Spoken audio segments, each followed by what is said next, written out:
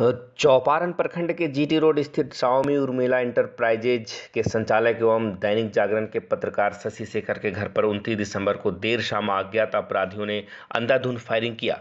घटना में दुकान के शटर में 8 राउंड गोली दागा। हालांकि इस घटना में किसी की हताहत होने की सूचना नहीं है। शशि शेखर कुछ ही देर पहले आए दिन की तरह दुकान बंद कर अपने घर के अंदर जा चुके थे। इसी बीच अपराधियों ने पहले दुकान के दीवार पर people's liberation front of India के नाम का एक पोस्टर साटा, फिर दुकान के शटर पर फायरिंग करते हुए फरार हो गए। अपराधियों की संख्या आधा दर्जन बताई जा रही है, जो 2 अलग अलग बाइक पर सवार होकर आए थे।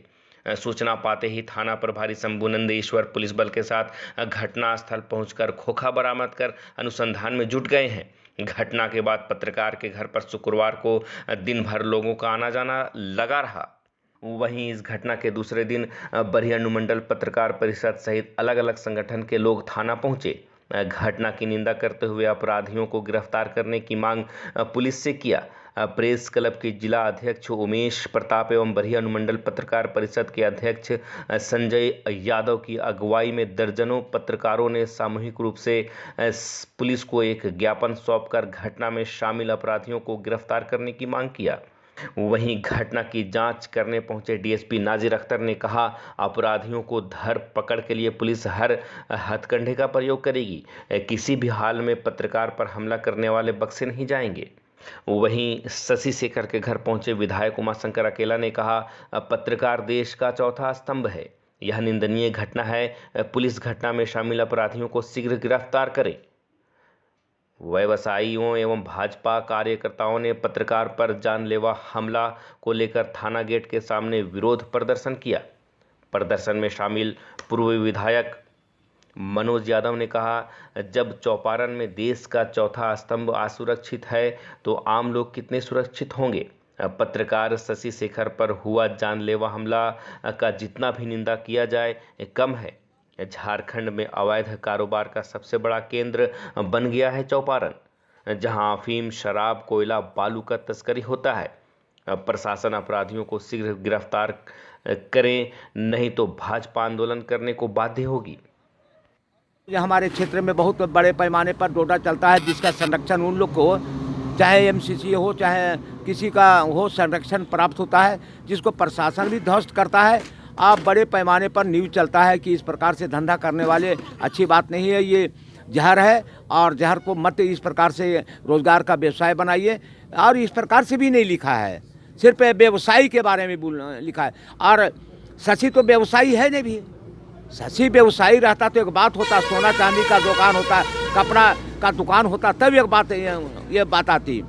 इसमें खाली ये भाई तो पत्रकारिता करता है, उसका भाई है दवा दुकान करता है, उसका भतीजा है से अपना ये स्टूडियो मोबाइल का दाम करता है। शशि तो करता नहीं है।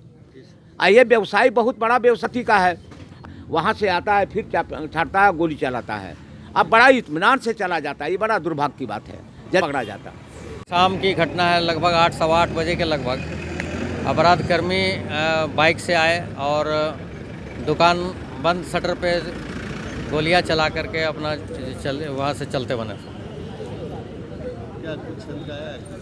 देखिए, हम लोग अभी विभिन्न बिंदुओं को ध्यान में रख करके उस पर हम लोग काम कर रहे हैं और यहाँ से कोल्डम भी लिए हैं और जितने भी जाने वाले संभावित रास्ते में कल रात में ही थाना पुलिस के द्वारा छापामारी भी की गई। सभी होटलों को चेक किया गया है और सभी एरिया में इसको खबर करते हुए गाड़ी और अपराधियों को आइडेंटिफाई करने के प्रयास किया जा रहा है और जल्द से जल्द अपराधी पकड़ में।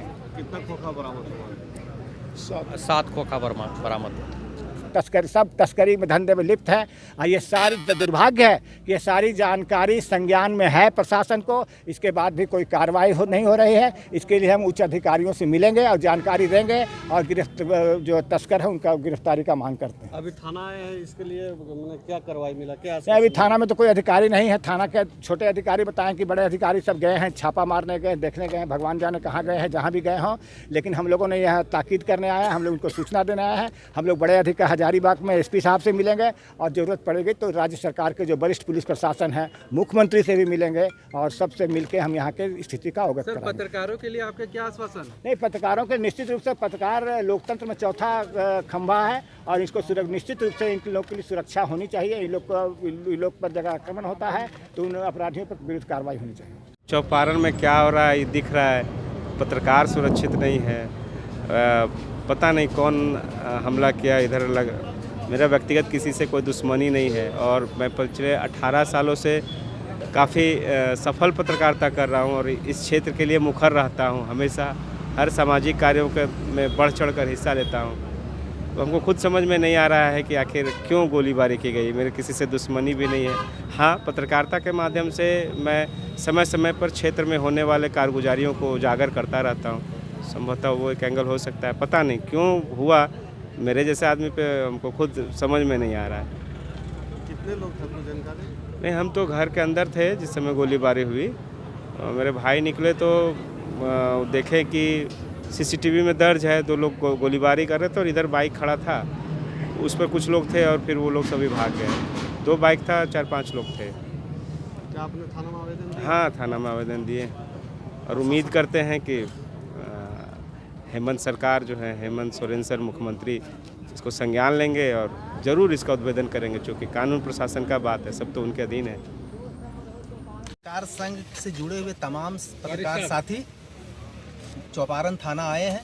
आप लोग सबों को जानकारी है कि एक वरीय पत्रकार हम लोग के साथी शशि शेखर पर के घर पर कल जानलेवा हमला हुआ था, फायरिंग की गई थी और उस घटना की हम लोग भरपूर भर्त्सना करते हैं। हम लोगों ने आज विक्टिम के साथ थाना प्रभारी के पास आए, उनको जो है सो एक आवेदन दिया गया है और उन्हें 2 दिन का समय दिया गया है। 2 दिन के भीतर इस मामले को नतीजा तक पहुंचाएं। इस घटना में शामिल जो भी अपराधी हैं, चाहे वो कोई भी हो, उस अपराधी को शिनाख्त करके गिरफ्तार करें, ताकि यह पता चले कि पत्रकार पर हमला करना इतना सहज नहीं है। और यह घटना, मैंने स्पष्ट कहा है कि यह घटना पुलिस पर ही हमला है, क्योंकि 100 गज की दूरी के भीतर इस तरह की घटना को अंजाम अपराधियों ने दिया है, इसलिए पुलिस के लिए भी ये चुनौती है। तो इस घटना को उन्होंने कहा है कि बहुत गंभीरता से ले रहे हैं और हम लोग बहुत जल्द 2-3 दिन के भीतर एक रिजल्ट देंगे। अगर नहीं दिया गया तो हम इस मामले को लेकर के जिला स्तर पर और राज्य स्तर पर आंदोलन को तेज करेंगे और लोकतांत्रिक तरीके से पत्रकार मूल्यों और पत्रकार समाज के जान माल की हिफाजत के लिए हम लोग लगातार आंदोलन करते रहेंगे, आवाज़ उठाते रहेंगे। यही